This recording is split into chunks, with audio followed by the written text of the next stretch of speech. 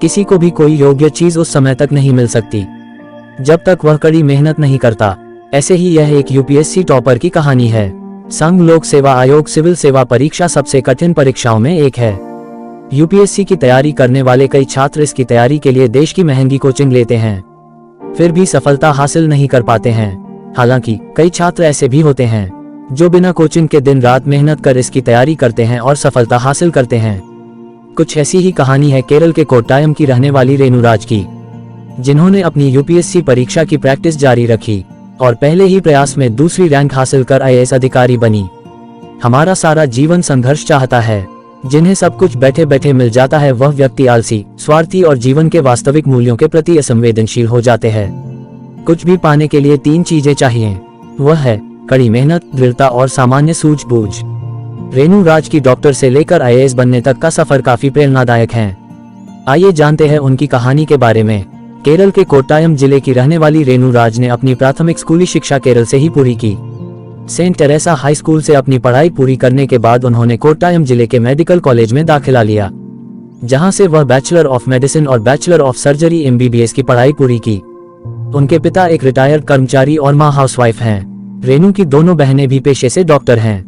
पढ़ाई पूरी करने के बाद डॉक्टर रेणु ने इस कठिन परीक्षा की तैयारी करनी शुरू कर दी, जिसके लिए उन्होंने मेडिकल प्रैक्टिस भी छोड़ दी और अपनी तैयारी पर फोकस किया। आपको बता दें कि डॉक्टर रेणु राज ने सर्जन के रूप में काम करते हुए यूपीएससी के एग्जाम की तैयारी शुरू की थी। एक इंटरव्यू के दौरान रेणु राज ने बताया थी कि डॉक्टर बनने से उन्हें 50 या 100 मरीजों की मदद करने का मौका मिलेगा, वहीं एक सिविल सेवक बनने से हजारों लोगों को फायदा होगा।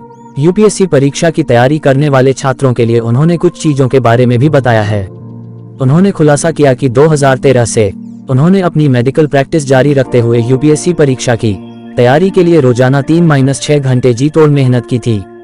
रेणु राज ने एनसीईआरटी व स्टैंडर्ड पुस्तकों के माध्यम से अध्ययन किया।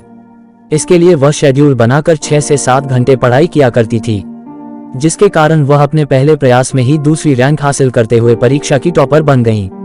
उन्होंने डॉक्टर बनने के बाद आईएएस बनने के प्रश्न पर बोलते हुए कहा कि डॉक्टर बनकर सिर्फ कुछ लोगों की ही सेवा कर सकती थी, लेकिन आईएएस बनने के बाद वह कई लोगों तक पहुंच सकती हैं। डॉक्टर का पद छोड़ यूपीएससी की तैयारी करने के पीछे की वजह यही थी, कुछ बड़ा हासिल करना। समाज में दिख रही तमाम बुराइयों को सुधारने के जुनून ने ही उनको गोल हासिल करने में सहायता की। मुझे ये लगता है कि मुझे जो सफलता मिली है उसके पीछे मेरी सबसे बड़ी खासियत है कड़ी मेहनत। सचमुच कड़ी मेहनत का कोई विकल्प नहीं है। दोस्तों, कठिन मेहनत, परिश्रम और धैर्य के साथ इस परीक्षा में लगाया जाए तो सफलता हासिल करने में ज्यादा समय नहीं लगता है। अपने ऊपर पूर्ण विश्वास रखें, उसी के साथ मेहनत जारी रखें। एक न एक दिन सफलता आपको जरूर मिलेगी। तो दोस्तों, आपको ये कहानी कैसी लगी कमेंट बॉक्स में जरूर बताएं, तथा ऐसे ही और अपडेट पाने के लिए चैनल को सब्सक्राइब करें और प्रमोट करें।